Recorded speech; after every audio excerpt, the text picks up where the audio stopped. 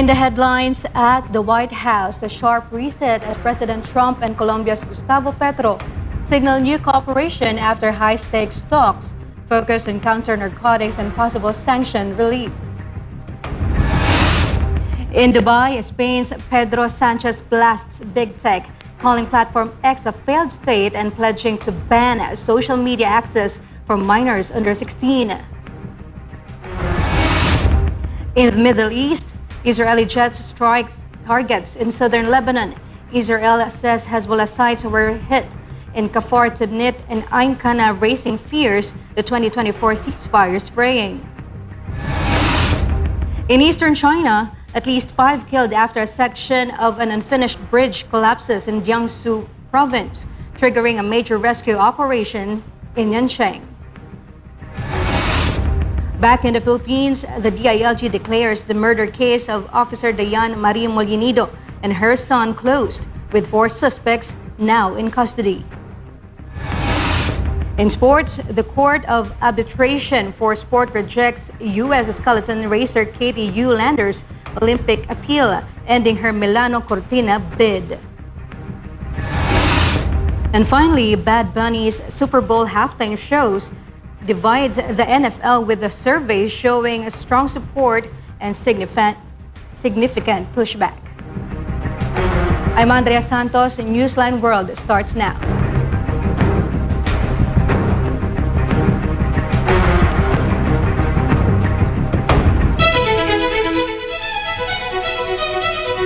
First in the news, in a remarkable turnaround for U.S.-Colombian relations, President Donald Trump and Gustavo Petro concluded a crunch meeting in the Oval Office on Tuesday. Once bitter adversaries who exchanged personal insults, the two leaders announced progress on counter-narcotics efforts and the potential lifting of sanctions, marking a new chapter of cooperation in the Americas. Jane Conita has the details. The handshake on the Oval Office on Tuesday was one many thought would never happen. Presidents Donald Trump and Gustavo Petro sat side by side, moving past a year defined by public vitriol and diplomatic threats. After the meeting, Petro restated his fierce commitment to dismantling narco-terrorist networks, reminding the international press that his political career was built on fighting the very greed that fueled Colombia's drug gangs. 35% del Senado de la República en la cárcel por mis debates, por sus nexos con el narcoterrorismo. Es el poder político que se entregó a la codicia y nosotros estamos rescatándola, porque una Colombia en paz es una Colombia que prime la belleza y no la codicia. The shift in tone was even more pronounced from President Trump. Having previously called Petro a thug and a sick man, Trump emerged from the meeting praising his Colombian counterpart. He confirmed that the two are now actively working on some previously criminal. We're working on some other things, and we had a very good meeting. The meeting also surprising revelation. Trump noted that the U.S. is getting along very well with the new leadership in Caracas, confirming that 50 million barrels of oil are currently in stability and fighting guerrilla groups. As Petro left Washington with his family, the atmosphere of war, Colombia in summit in Dubai, calling platforms like X a failed state. Sanchez announced a suite of radical measures of Spain's recent migrant amnesty. Carlo de la Peña has more. Government summit, Spanish Prime Minister Pedro Sanchez traded diplomatic niceties for a full-scale declaration of digital war. Sanchez used his keynote address to paint a grim picture of the internet. This are ignored and crime is endured. With Spain's sovereign decision to regularize 500,000 undocumented workers, Musk has previously labeled the move electoral engineering. Sanchez fired. Veselin Catarong tells us more. Serving as chair of the Association of Southeast Asian Nations, social media for minors plan to be implemented starting next week.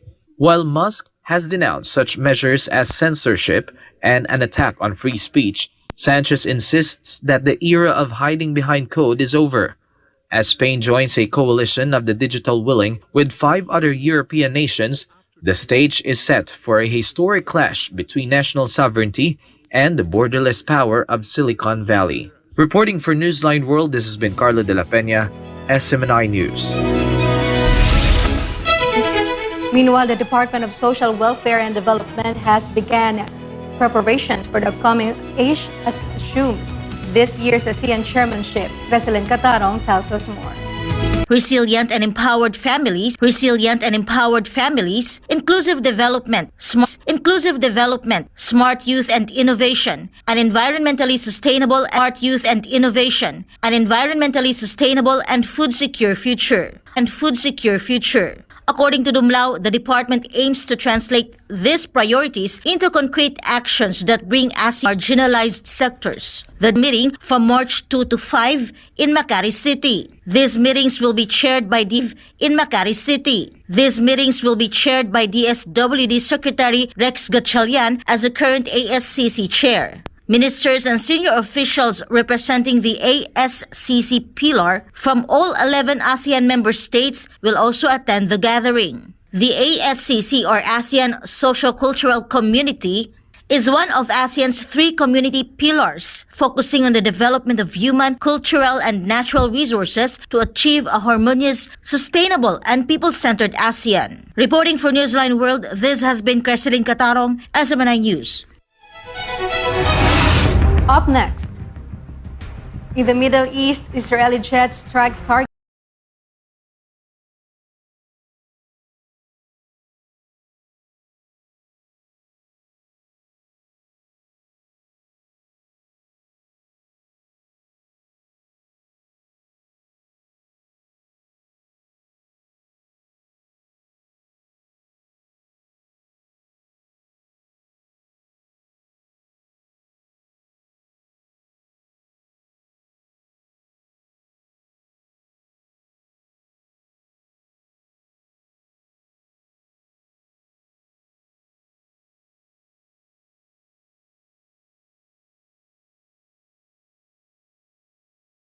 in southern Lebanon.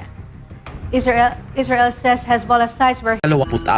Habang wala pang deklarasyon, patuloy ang DOH sa mga sumusunod na hakbang: HIV testing, libreng gamot, self-test kits, at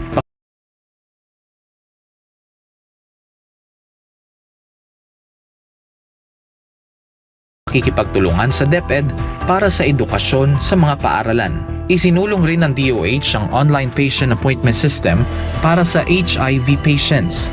Layunin nitong gawing mas madali at mas personal ang pag-access sa libreng gamutan at konsultasyon. Ayon sa schedule ng pasyente, ang HIV ay hindi tulad ng flu. Hindi ito basta naipapasa sa hangin. Ito ay naipapasa sa pamamagitan ng personal na desisyon. Kailangan din nating pagtuunan ng pansin ang ugali, disiplina, at personal na responsibilidad.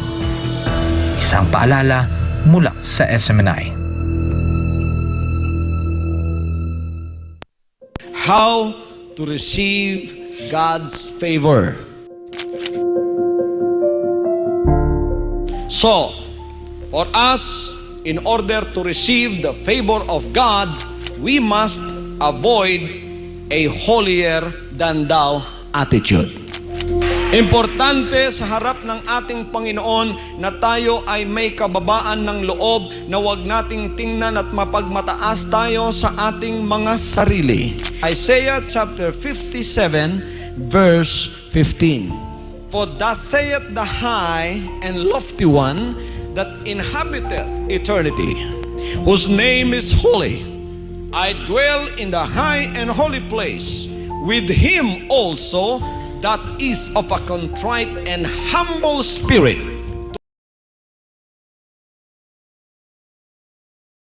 of the humble, and to revive the heart of the contrite ones. Bilang mga anak ng Diyos na tunay, upang tayo ay kasihan ng kanyang pabor, kailangan tayo ay hindi lamang mapagpakumbaba, kundi tayo ay mapagpatawad. You want to seek the favor of God? Be forgiving in your heart, so that when you pray and lift up holy hands to heaven, the Lord of heaven will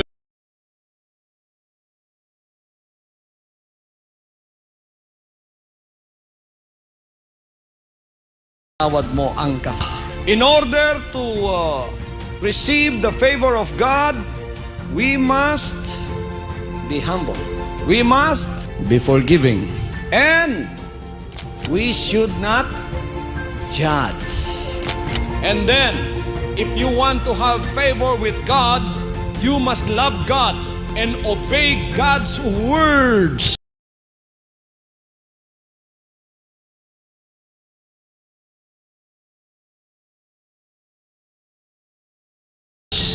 At all times. Ang aklat na ito ng kautusan ay huwag at kung magkagayoy, magtatamo ka ng mabuting kawakasan.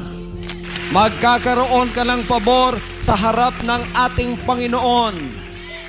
Mahalin ang kanyang mga banal na salita, ipamuhay ang kanyang banal na salita, sundin ang kanyang banal na salita, huwag hihiwalay ang kanyang banal na salita sa ating bibig araw at gabi. Pagbubulayan natin yan araw at gabi. Bago kayo magtrabaho sa umaga, pagkagising ninyo, kumuha muna kayo ng mga salita ng Diyos. Magbasa kayo, mag-devotional kayo. Basahin ang salita ng Diyos.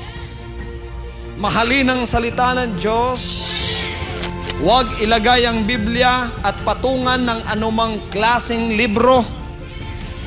Kailangan yan ay nasa ibabaw ng lahat ng libro.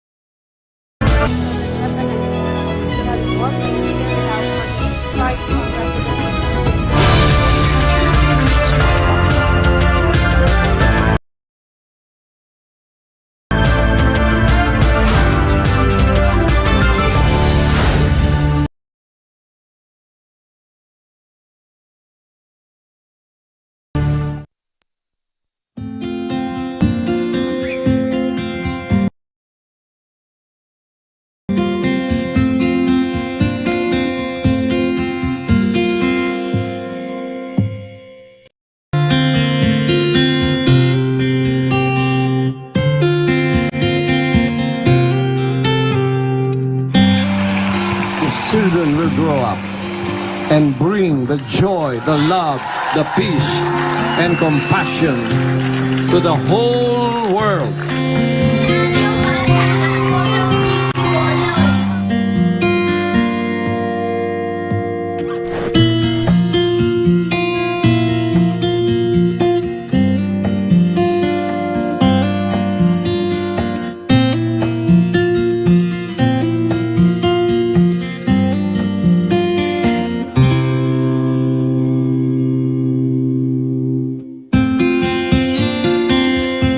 We only have one planet. We only have one Earth. And I hope that this new generation of children that we have reached out will become millions and billions and bring peace on Earth. Bring peace to humanity.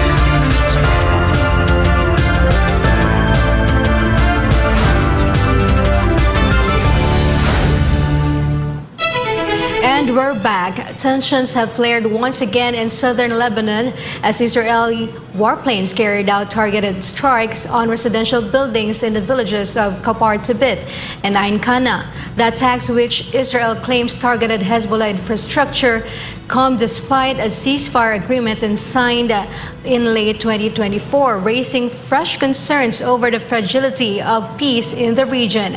Joy Tabanao has the news. Skyline of southern Lebanon was once again marred by columns of black smoke. On Tuesday, Israeli warplanes struck a building in the village of Kafar Tibet, followed shortly by another strike in Ain Kana. The raids occurred roughly 40 minutes after the Israeli military issued urgent evacuation warnings via social media, accusing Hezbollah of attempting to rebuild military infrastructure in these civilian areas. Residents and rescue teams were left to sift through the charred remains of what the IDF calls terrorist hubs, or what locals call their homes. While no casualties were reported in these specific building strikes, the day was far from bloodless. Earlier on Monday, an Israeli drone strike on a vehicle in Ansarieh killed one person and wounded 4 others. The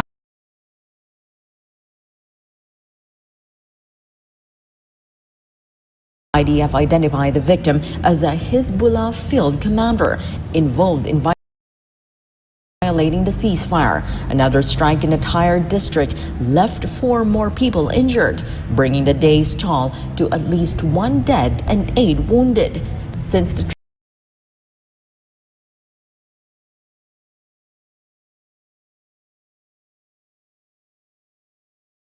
trust took effect on November 27, 2024, the situation has remained precarious.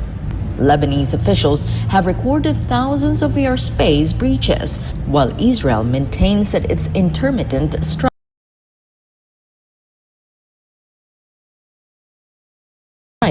are necessary to prevent Hezbollah from regrouping.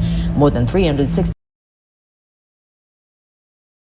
people have reportedly been killed by Israeli fire since the ceasefire began.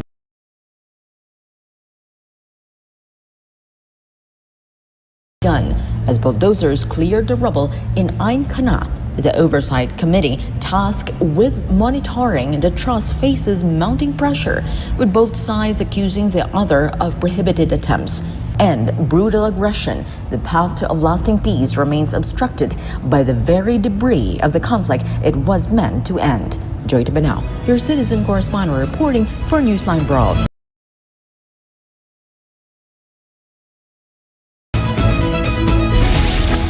At least 5 people are feared dead after a bridge collapsed in eastern China, triggering a large-scale rescue operation as emergency crews rushed to the scene amid freezing conditions. Elmar Forzuelo reports. A deadly accident at the bridge construction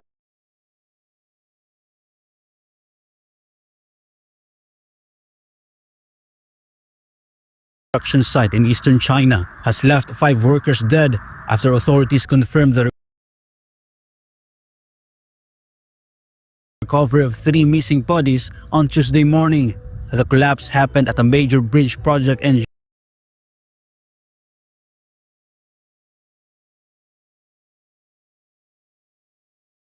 Jiangsu province, triggering an immediate emergency response. Residents say emergency responders quickly sealed off the area as rescue efforts began.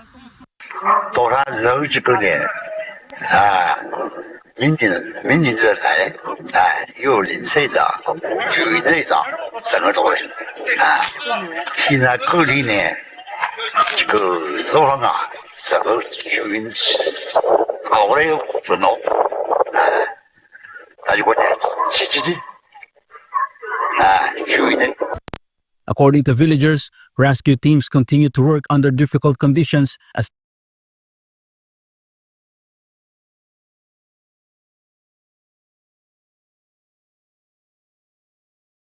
temperatures drop. 现在这个打捞队啊，这个天这么冷的，他们很辛苦啊，都在打捞支援的。感谢他们了。这个我们老百姓还是很承担的。 Authorities have not released further details on the cause of the collapse. An investigation is now underway while safety checks are being carried out at the site. Local officials say work at the construction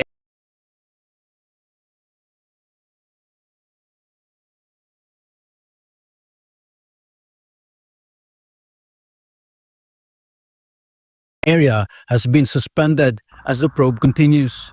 Reporting for Newsline World, Elmer Forsuelo, SMNI News.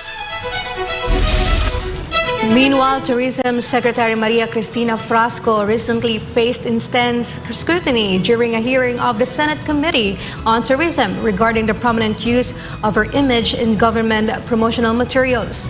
Senator Raffy Tulfo directly confronted the secretary, arguing that the department's campaigns currently resemble personal vlogs rather than professional efforts to sell Philippine destinations. Troy Gomez has the details. The Senate Committee on Tourism hearing turned into a debate over marketing styles as Senator Raffy Tulfo criticized the Department of Tourism's recent materials. Tulfo argued that the abundance of images featuring Secretary Frasco makes the campaign look more like personal vlogs than professional efforts to promote the Philippines. Tulfo questioned why the Secretary's face frequently appears in tourism promotions, arguing that the materials look more like personal vlogs than campaigns selling Philippine destinations. The images have since become memes and trended on social media. Among those circulated online are photos of Frasco featuring in a magazine in Japan, on a welcome sign at an airport in Boracay, and in a photo shoot promoting Lake Cebu in South Cotabato. Sa halip na dapat ipapakita natin yung underground river, Eight Wonders of the World, yun, Tabon Cave, etc. Ang pinakita doon, kayo po, at saka yung mga groundbreaking ceremony, which will not sell. Secretary Frasco defended herself, saying neither she nor the Department of Tourism had any involvement in the Japanese magazine. She maintained that her image was used without her consent. I did not pay for that magazine. No government funds were used for that magazine, and my consent was never obtained in the use of my image. But Senator Tulfo was not satisfied with the explanation. So para makabawi sila, bakit hindi nyo lang po kontakin ulit sila this time around with your authorization na mag-publish tayo ng mga magagandang tanawin sa Pilipinas, who we are, and what are the places that they can go. Tulfo stressed that tourism promotional materials should highlight destinations, local cuisine, and adventure tourism, not the Secretary's face or her groundbreaking activities, which he said do not attract tourists. What I'm saying is, yung presence mo doon, yung sa picture na yan, it doesn't fit in sa taste ng mga Pilipino na nakakita po niyan. Kaya nga po binabash po kayo. Ang dating daw sa kanila, parang pinopromote mo yung sarili mo versus dapat yung Pilipinas ang pinopromote mo o yung mga probinsya ang pinopromote mo versus you're promoting yourself. Yun po yung dating sa mga tao. In response, Secretary Frasco firmly asserted that her presence in destinations and promotional materials is part of her mandate as Tourism Secretary. I have tried to be as present as possible in our destinations and for our stakeholders. That is the extent of the duty that I have exercised and nothing more. Reporting for Newsline World, Troy Gomez, SMNI News. When we return, in the Philippines, the DILG declares the murder case of Officer Dayan Marie Malinedo and her son closed, with 4 suspects now in custody. More news after the break.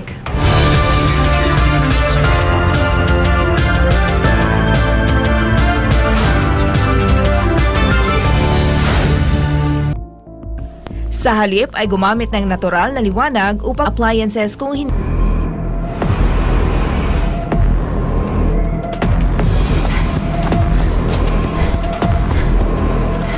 Hoy, magnanakaw! Tingin! Pulis ka! Hala, magnanakaw! Magnanakaw! Magnanakaw! Hoy, magnanakaw! Magnanakaw! Magnanakaw! Ano kayang gagawin ko? Ipamimigay ko yung konti para tumigil sila sa pag-iingay. Pare, magnanakaw, namimigay ng pera. Eto ang sayo. Wow! Ang bait ng magnanakaw! Eto naman sayo. Oh, eto ah. Huwag ka nang maingay. Oh, eto pa. Tama na yan. Nakikipalato lang kayo eh. Huwag nang maingay.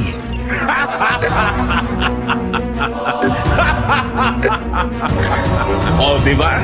Konti lang pinamigay ko, mabait na ako. Tahimik na sila. Easy. Ngayon, pwede ko na tong suluhin. Masaya ang mga tao, pero tama po ba ito? Di po ba ang nakikinabang sa magnanakaw ay kasabwat ng magnanakaw? Ikaw, kinukonsenti mo ba ang legal na korupsyon?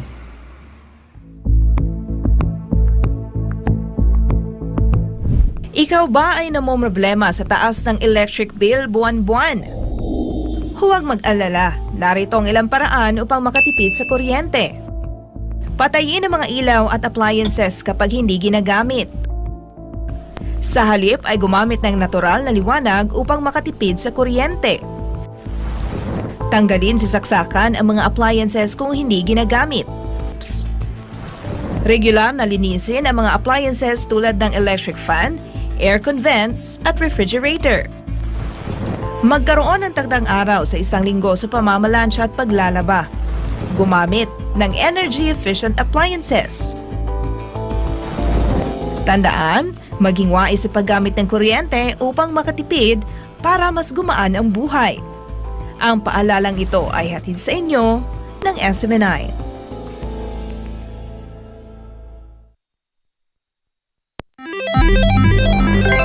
Isang pindot lang, pwede kang maka-jackpot sa murang halaga. Pwede ka na tumaya sa online gambling at e-casino apps. Mayroong sabong, slot machines, mahjong, poker, aliw na ito. Unti-unting nagiging bitag para sa mga Pilipino. Lalo na kung ang paborito mong artista o influencer ang mukha ng app. Mas madaling makaengganyo, diba? Parang safe naman kasi may kilalang mukha. Pero sa likod ng ngiti, sugal pa rin ang itinutulak. At syempre, mas madali ring itago ang pagkalulong sa bisyong ito. Walang pisikal na kasino o pasugalan. Walang kaharap. Walang accountability, kaya't mas lumalala ang adiksyon. Dagdag pa rito, maraming online gambling apps at walang regulasyon. Sa likod ng mga makukulay na interface at papremyo, nakatago ang problemang bumabalot ngayon sa bansa. Ang pagkalulong ng maraming Pilipino sa online gambling. Pwede maglaro kahit saan, kahit kailan, kahit sino, bata man o matanda, pwedeng malulong.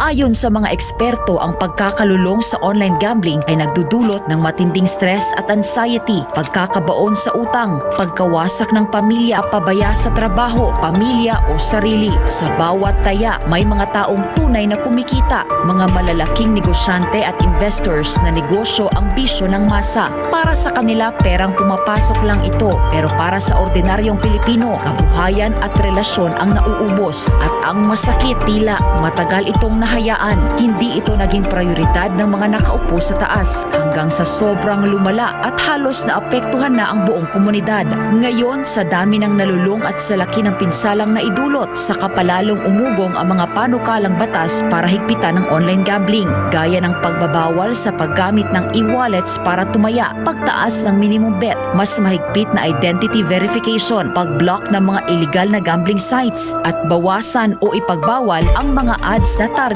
ang kabataan. Maaari itong magmukhang laro lang, pero sa katotohanan, isa itong sugal sa kinabukasan. Ang kita na dapat sa mga pangunahing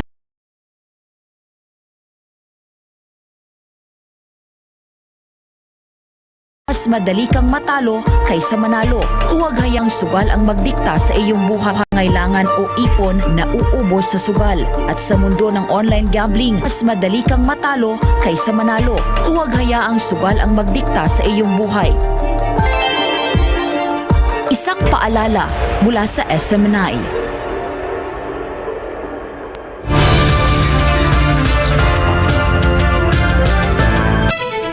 And we're back. The Department of the Interior and Local Government says the case involving the killing of Police Senior Master Sergeant Diane Marie Molinedo and her son is now closed after the principal suspects surrendered and were arrested. Almar Fosuelo tells us more.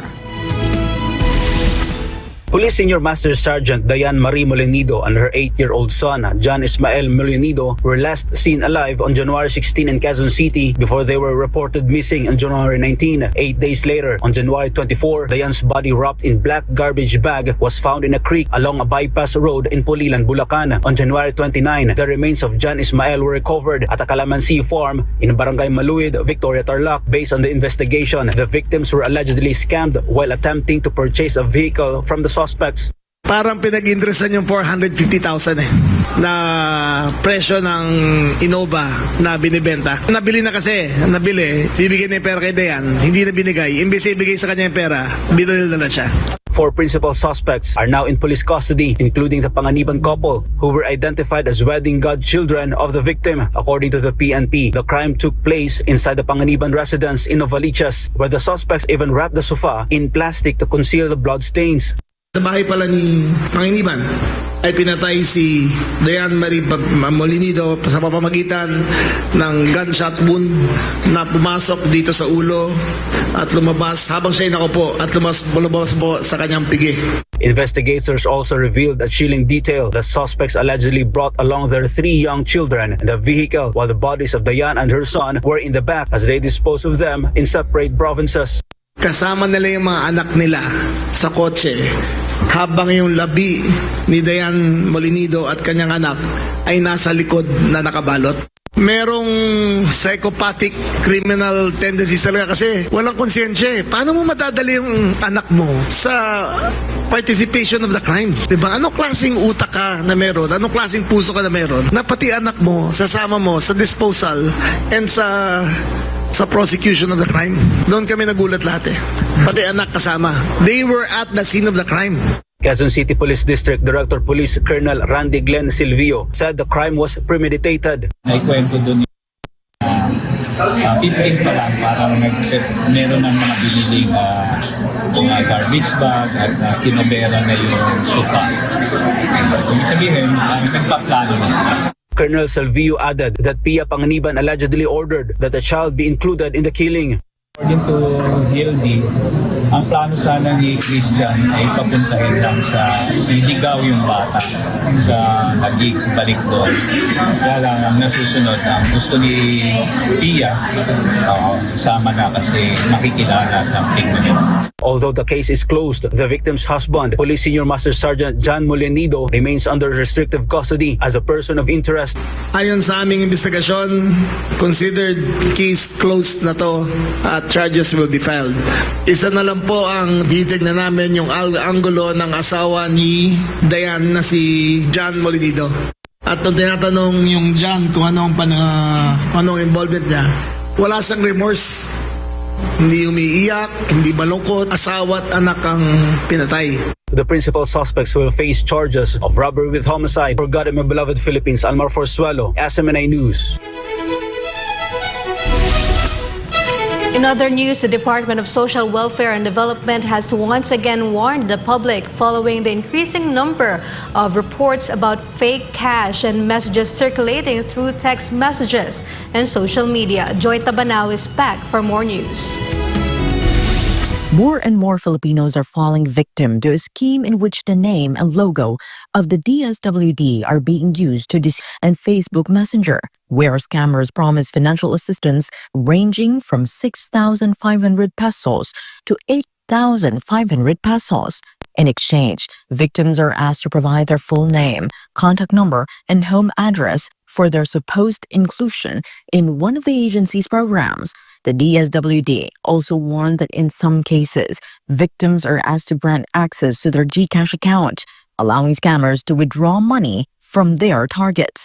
DSWD spokesperson and Assistant Secretary Irene Dumlao said the messages are fake and unauthorized by the agency.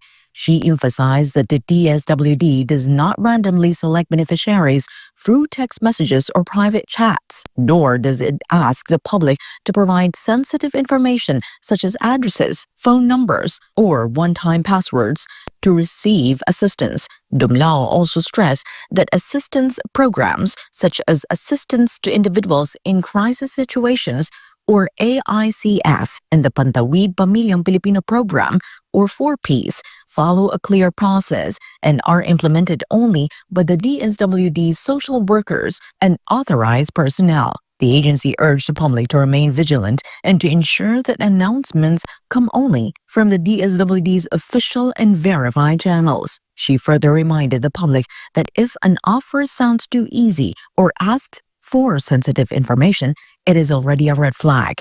The public was also advised to verify information through the DSWD's official website and Facebook page. Joy Panao, your citizen correspondent reporting for Newsline Borough.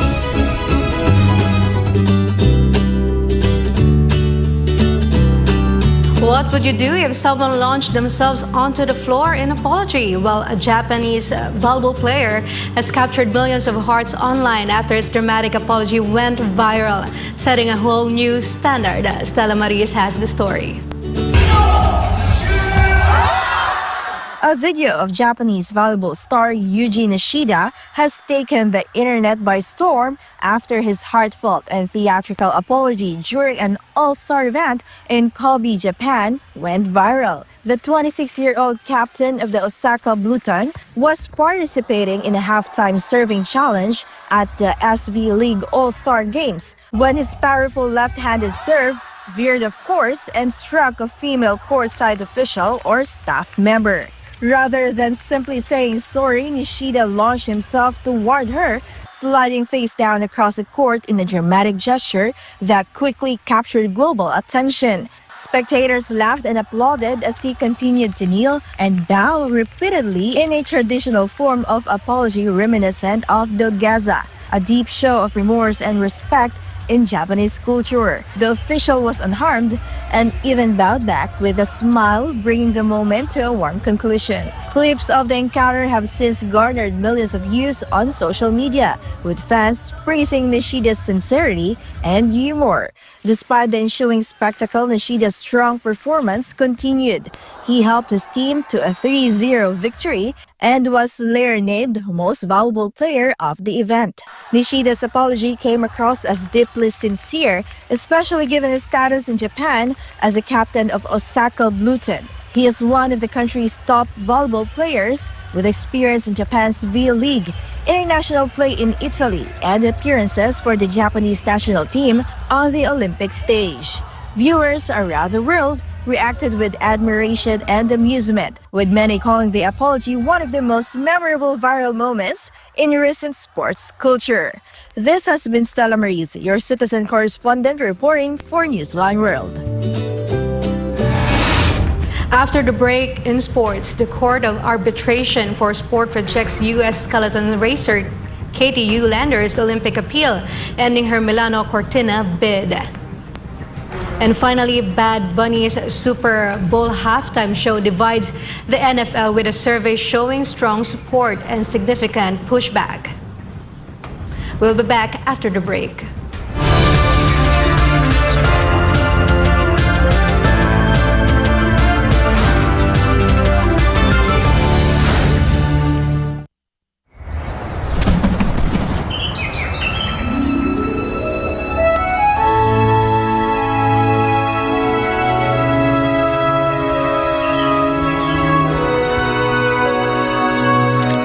In 2005, Pastor Apollo C. Kibuloy founded the Sunshine Philippines movement.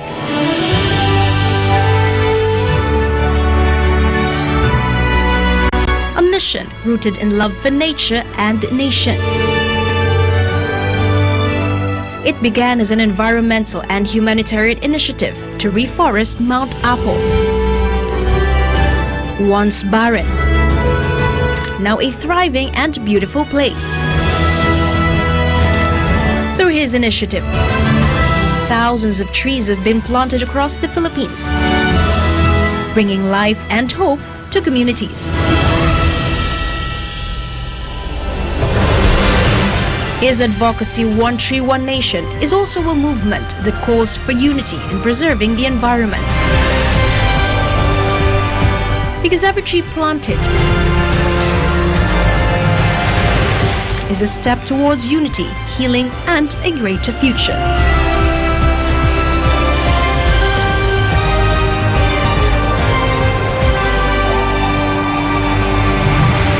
country, one nation.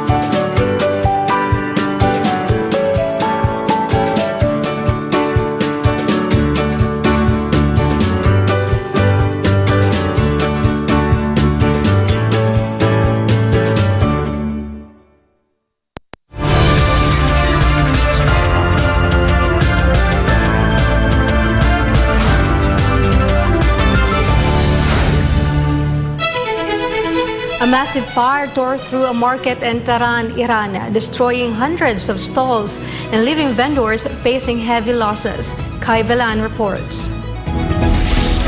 A massive fire has engulfed a market in Tehran, Iran, prompting a large-scale emergency response from local authorities. Local residents and shop owners described the scene as chaotic, with thick smoke and the sound of small explosions, sending many fleeing the area. Many vendors are now facing uncertainty over the loss of goods and potential income as insurance coverage for small market stalls remains limited. Firefighters rushed to control the blaze, and they are still monitoring the site to ensure the blaze does not reignite, while authorities assess the full extent of damage to the market and surrounding areas. در حال حاضر 10 ایستگاه آتش نشانی به همراه چند دستگاه خودروهای پشتیبانی شامل باده‌بر، نردبان، تانکر آب، خودروی تنفسی و فوماتیک خودروی کاملا تخصصی هست به محل اعزام میشن. در کمتر از 7 دقیقه نیروهای ما به محل میرسن. زمانی که میرسن این بازارچه به وسعت حدود 2000 متر که میگن حدود 200 تا غرفه کوچیک و بزرگ توش داشته با انواع مواد که غالبا هم خودشون میگن بیشتر پوشاک بوده، اما صداهای انفجار کوچک و بزرگی میشنویم به خاطر کپسول ها و اسپری ها و سیلندرهایی که داخل همین مرکز نگهداری شده تو غرفه هایی که وجود داشته. Authorities have urged the public to avoid area while investigations continue and have pledged to provide support to affected shop owners in the coming days. Reporting for Newsline World, Kai Vilan, SMNI News.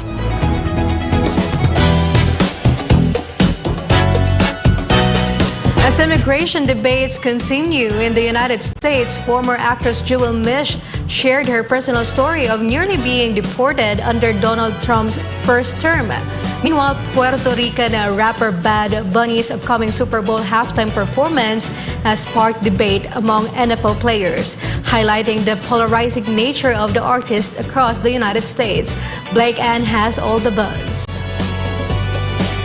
Former actress Jewel Mish has spoken about her experience of nearly being deported during Donald Trump's first term in office, as immigration once again becomes a contentious issue in the United States. Now based in the U.S., Mish said her immigration case unfolded at the height of the COVID-19 pandemic, a period she described as especially difficult as she was caring for a newborn and a toddler at that time. She recalled facing prolonged uncertainty over her immigration status, saying the situation took a heavy emotional toll on her and her family. Mish's account comes amid renewed debate over immigration policy, with advocates highlighting the human impact of enforcement actions on migrant families.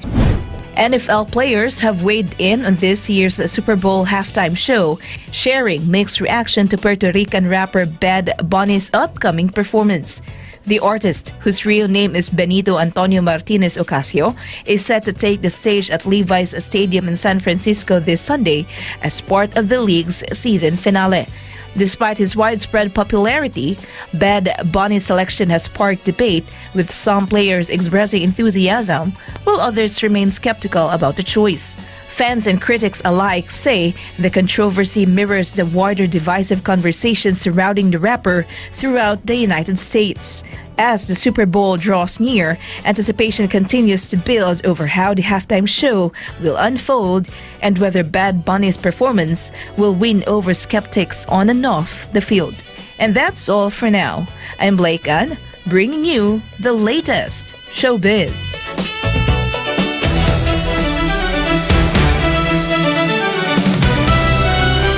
cricket, Australian fast bowler Josh Hazlewood is expected to miss the opening stages of the T20 World Cup as he continues to recover from injury.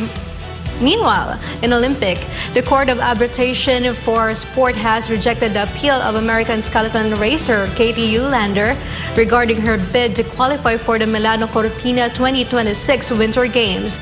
Carlo de la Peña tells us more. With Australia preparing for the start of its T20 World Cup campaign, Hazlewood's ability remains uncertain. The veteran pacer has not played since November after dealing with a hamstring strain and later suffering an Achilles injury during rehabilitation, forcing him to miss the entire Ashes series. Although head coach Andrew McDonald earlier said Hazlewood was on track to return, teammate Pat Cummins now believes he may only be available midway through the tournament. Cummins said Hazlewood has experienced multiple setbacks but continues to work hard in his recovery. As a precaution, bowling all-rounder Sean Abbott has been added to the squad as a traveling reserve. Australia opens its campaign against Ireland on February 11th, with the Super 8 beginning on February 21. Meanwhile, with Olympic qualification rules already set and the Milano Cortina Games approaching, the Court of Arbitration for Sport ruled that it has no authority to intervene in the case. Eulander sought full ranking points from a January 11 race in Lake Placid, arguing that late withdrawals by Canadian competitors reduced the field and hurt her Olympic qualification chances. However, CAS said the dispute fell outside the time window covered by its ad hoc division for the Milano Cortina Games, which only handles cases arising shortly before or during the Olympics. The tribunal noted that the issue was already finalized on January 23, following a ruling by the International Bobsleigh and Skeleton Federation, placing it beyond CAS jurisdiction. As a result, the appeal was dismissed without reviewing its merits, leaving the skeleton Olympic qualification system unchanged. Reporting for Newsline World, this has been Carlo de la Peña bringing you the latest sports news. Meanwhile, Works and Highways Secretary Vince Dizon has announced a major shift in strategy for the rehabilitation of the Maharlika Highway, moving away from small-scale contractors in favor of the country's largest construction firms. Jane Cunita reports.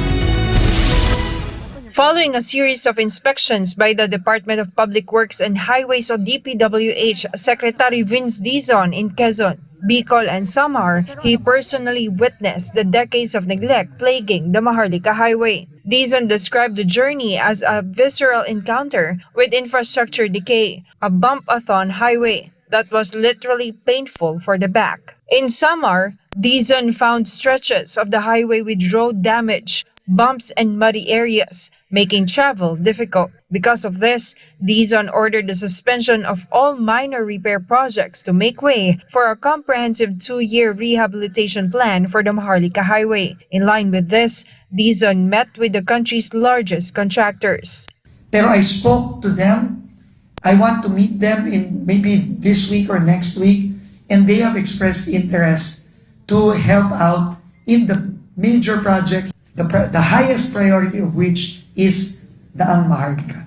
This move aims to ensure faster and higher quality rehabilitation of the Maharlika Highway. The Maharlika Highway connects Luzon, Visayas, and Mindanao, making it an economic backbone of the country. With the help of Japanese consultants, Dizon said a large portion of the rehabilitation is targeted to be completed before the end of 2027. Meanwhile, Dizon stressed the importance of public participation amid the ongoing flood control scandal. The secretary also urged the public to actively report stalled substandard or ghost projects. Ang problema po, DPWH really does not have the institutional capacity to monitor everything. And alam niyo naman po, no? Marami pa rin pong mga masasamang tinapay sa loob ng DPWH, no? So we really need the help of the church, the diocese, the civil society groups in the local areas to really help us monitor. This has been Jane Cunita, your citizen correspondent reporting for Newsline World. Pastor Apollo C. Kibuloy was formally conferred the Ministry Service Recognition Award and named Youth Advocate of the Year during the Mindanao People's Choice Award 2026 held in the Coronadal City. The recognition highlights his dedication to public service and his role in shaping the next generation of leaders. Here are the details from Jean Domingo. Dito sa Coronadal City, nakatanggap ng pagkilala si Pastor Apollo C. Kibuloy mula sa Mindanao People's Choice Awards para sa kanyang walang sawang malasakit sa mga kabataan at sambayan ng Pilipino na isa lamang sa kanyang mga advokasiyang ramdam, hindi lamang sa Pilipinas, kundi sa buong mundo.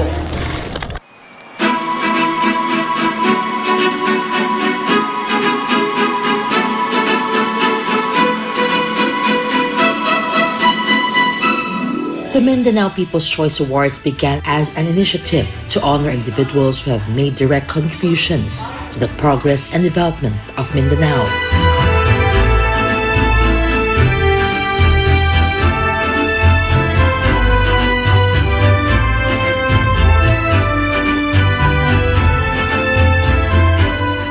Halong emosyon, siyempre nandyan yung excitement, yung pride, tsaka yung sobrang happiness din dahil yung mga pinaghirapan noong araw ay nagkaroon ng ganitong activity na nagkaroon ng pagkakataon para ma-recognize dahil dito sa isa ako sa napasali dito sa nabigyan ng recognition or award. Well, I'm very happy ma'am kasi unang-una po, hindi po tayo Muslim, no? Pero nare-recognize po yung ating effort. So I'm very proud no, na makarating po dito sa Cotabato, dito sa Marbel, para po sa award na ito. Actually, this is my first time ma'am na makarating po sa Mindanao because of this award.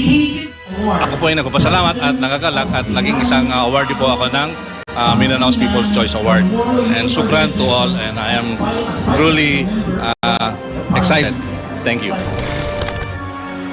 Through the years, it has evolved into a significant institution that honors leaders across various sectors whose advocacies create a lasting impact on society. Meron talaga maipagmamalaki ang people na mga Mindanao. Especially me, I'm proud coming here because most of the time, if you hear from other places of the Philippines, they are from Mindanao, they are not qualified or they're not about to succeed, but they are wrong. There are lots of people in Mindanao who are capable to succeed in all aspects of life. We honor individuals. Siyempre alam naman natin lahat na halos lahat ng mga magagaling galing Mindanao. Kaya siguro na-create namin itong Mindanaoans para naman yung mga tahimik na gumagawa ng mga humanitarian services, gumagawa ng talagang galing sa puso nila, ma-recognize. Youth Advocate of the Year. Congratulations to Reverend Dr. Pastor Apollo C. Kibuloy. During the gathering held in Coronadal City, Pastor Apollo C. Kibuloy was honored with the Ministry Service Recognition Award and the title of Youth Advocate of the Year, which was accepted by the KOJC Executive Minister on his behalf.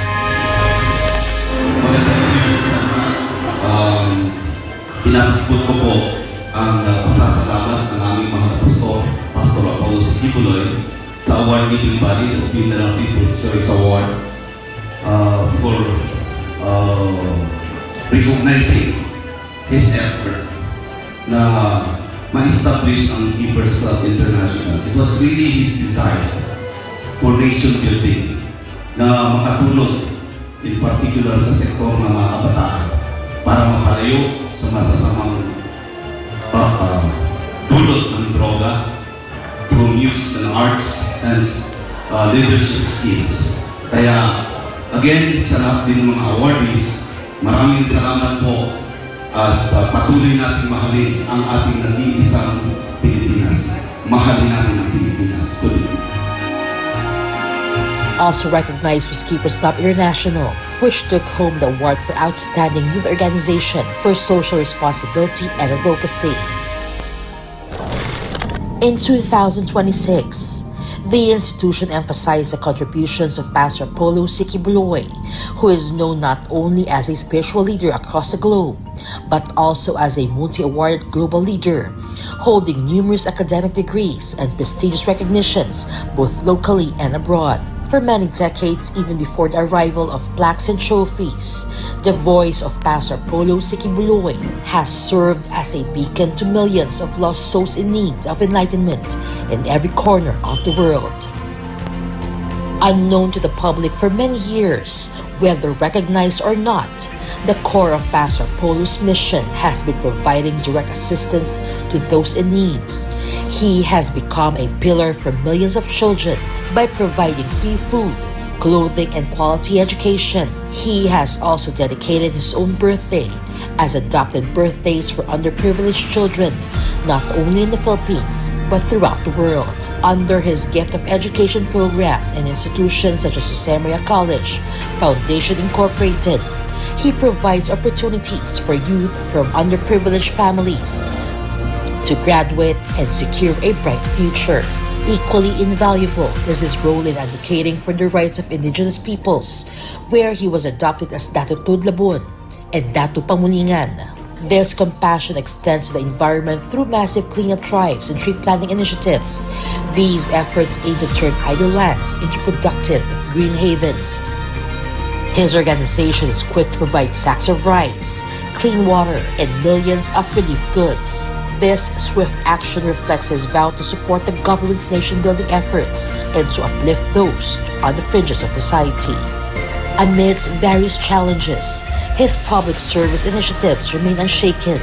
This recognition in Coronadal City is a testament that his efforts continue to inspire and bring hope to millions globally.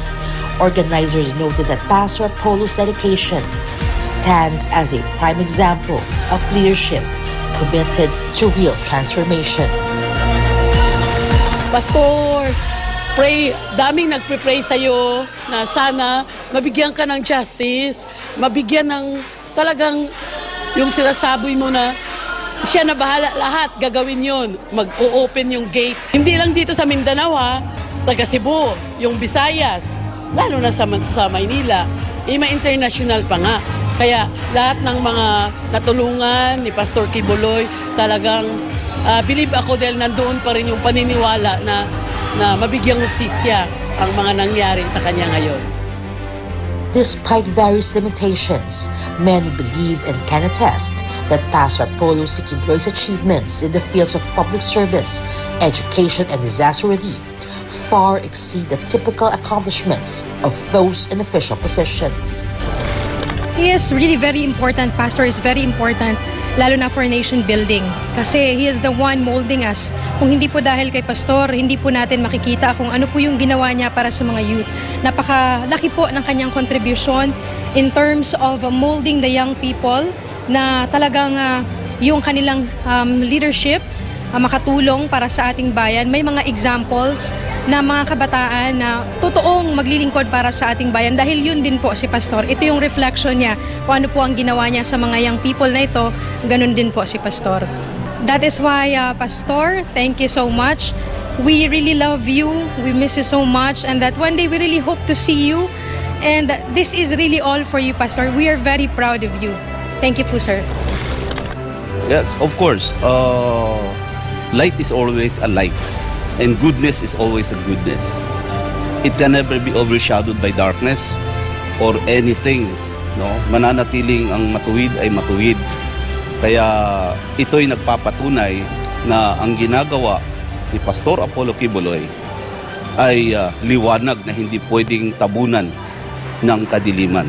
To the Mindanao People's Choice Award, thank you very much for recognizing the effort of our beloved pastor, Pastor Apollo Sikibuloy. Hindi ito inaasahan. Kasi nga wala siya rito, hindi naman siya nakakasama physically. But as I said, goodness is always goodness and light remains a light that cannot be overshadowed by darkness. Whether there is formal recognition from the public or not, Pastor Apollo remains a fountain of enlightenment for millions of individuals worldwide. The award conferred upon him in Coronadal City serves as a reaffirmation of the depth of his influence, not only as a spiritual leader, but as a true public servant whose principles and advocacies remain unshakable and will continue both within the country and abroad. Pilit mang pigilan, gaano man pahirapan, hindi nito mahahadlangan ang misyon ni Pastor Apollo Sikibuloy, di lamang sa bawat kabataan, kundi sa bawat Pilipino. Yan ang pinakahuling ulat na dito sa Coronadal City. Ako si Jean Domingo para sa Diyos at sa Pilipinas kong mahal. And before we may end, may you be inspired with the words of the Son.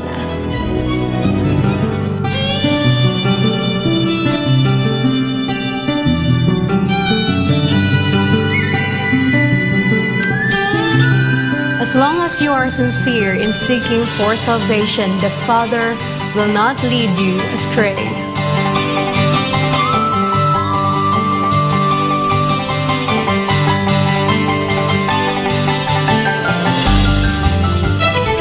And that's all for this edition of Newsline World. For God and my beloved country, the Philippines, I'm Andrea Santos. Thank you for watching. Goodbye.